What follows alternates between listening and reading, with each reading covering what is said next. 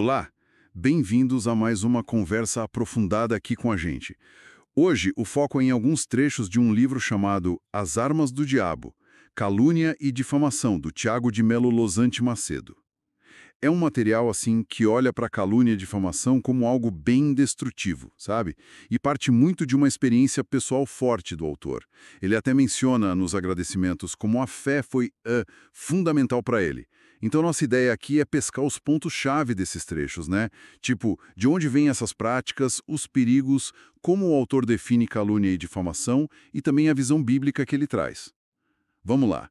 Para começar, essa coisa do nome diabolo já dá uma pista, né? Exatamente. O autor vai direto na raiz. Explica que diabo vem lá do grego diabolos, que quer dizer, olha só, acusador, caluniador. Faz todo sentido. E é interessante a linha do tempo que ele traça, né? Começa lá atrás, Código de Hammurabi, passa por Sócrates na Grécia, pela Inquisição na Idade Média e, claro, chega até hoje na internet. Sim, e ele faz questão de separar os termos juridicamente, pelo menos aqui no Brasil. Isso é um ponto importante que o material destaca. Usando o nosso Código Penal, caluniar, que está no artigo 138, é quando você acusa alguém falsamente de ter cometido um crime. Tipo, dizer que a pessoa roubou algo sem ser verdade. Já difamar, no artigo 139, é espalhar alguma coisa que mancha a reputação, a honra da pessoa. E aqui, o fato nem precisa ser falso, sabia? Ah, interessante essa nuance. Pois é, o exemplo que ele usa é você espalhar que um colega de trabalho costuma trabalhar bêbado. Mesmo que seja verdade, isso afeta a reputação dele, então é difamação. As duas coisas atacam a imagem da pessoa, mas o jeito legal é diferente. E, nossa, as consequências que ele descreve são, assim, devastadoras. Muito. Destruição de reputação, claro, mas também um abalo emocional pesado. Ansiedade, depressão, fora os problemas legais, né? Relacionamentos que acabam. E até um desgaste na confiança geral na sociedade mesmo.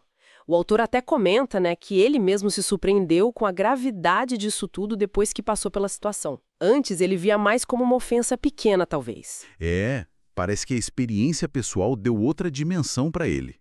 E aí entra a parte bíblica, que é bem forte no texto. Muito forte. Ele usa muitos exemplos da Bíblia.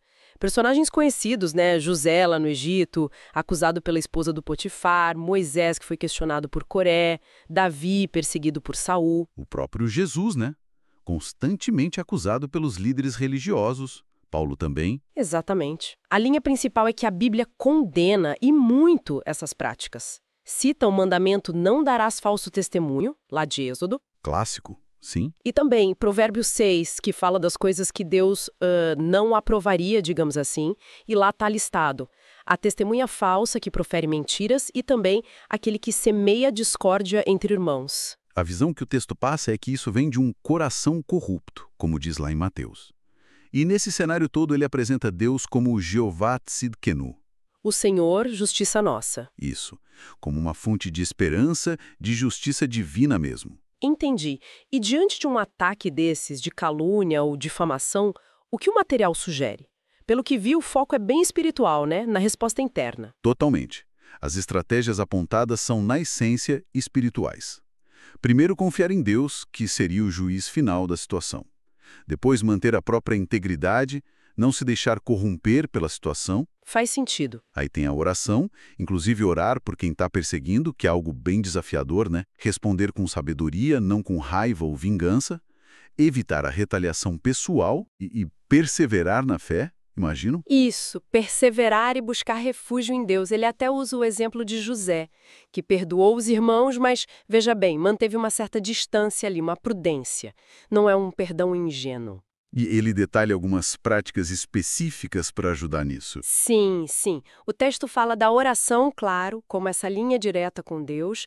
Fala da adoração, que seria reconhecer a soberania divina, até lembrando vitórias bíblicas que vieram depois de momentos de louvor, tipo Jericó ou a Batalha de Josafá. Interessante essa conexão. Menciona o jejum também como uma forma de buscar força espiritual, clareza mental.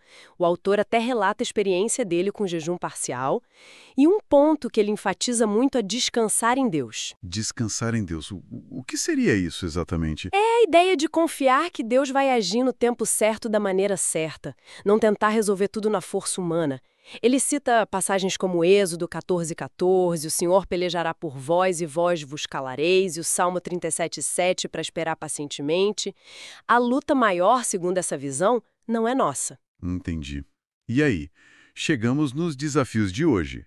Porque o livro também toca na questão da tecnologia, né? Sim. Inteligência artificial. Aí o buraco fica mais embaixo. Fica bem mais complexo. Esse é um ponto crucial que o material levanta. É uma preocupação real, sabe? Como a IA pode, potencializar a calúnia e a difamação a níveis nunca antes vistos. Os deepfakes, né? Assustador. Exato. Os deepfakes, aqueles vídeos, áudios, tudo manipulado por IA que parecem muito, muito reais. E aí, como é que a gente vai saber o que é verdade e o que não é? Fica cada vez mais difícil discernir. É de arrepiar pensar na velocidade com que uma reputação pode ser pulverizada hoje em dia com essas ferramentas. Sem dúvida nenhuma, a capacidade de criar provas falsas, mas super convincentes, e espalhar isso viralmente é um poder gigantesco e perigoso. E diante desse cenário, o texto volta para a mesma base: se ancorar na fé, no tal descanso em Deus. Como um refúgio. Isso. A lógica apresentada é, olha, a sua imagem pública, o que os outros veem, isso pode ser manipulado digitalmente, sim. Mas a sua integridade interior, aquilo que você é de verdade perante Deus, segundo a fé, isso ninguém poderia corromper. Seria um lugar seguro. Bom, então para a gente amarrar tudo que a gente conversou. Vimos como esse material do Tiago de Melo Lozan Macedo enxerga a calúnia e a difamação. São armas antigas, mas que ganharam um poder de fogo imenso com a era digital e agora com a IA. Exato. E a base bíblica é central, tanto para condenar essas práticas, quanto para oferecer um caminho de resistência, digamos assim. Um caminho focado na fé, na integridade pessoal e na confiança na justiça divina. Usando ferramentas como oração, adoração, jejum e essa ideia de descansar e confiar no tempo de Deus. Pois é. O que nos deixa talvez com uma questão para pensar, né? Se a orientação principal do material é essa confiança na ação divina, na justiça que vem de Deus no tempo dele, como que isso conversa com a nossa necessidade humana, muitas vezes, urgente e até legal, de agir, de buscar a verdade, de buscar reparação aqui e agora? Especialmente num mundo onde a tecnologia pode criar ilusões tão perfeitas, né? Exatamente. Como equilibrar essa confiança no divino com a ação no mundo real, principalmente quando a própria realidade pode ser tão distorcida? Fica aí a reflexão.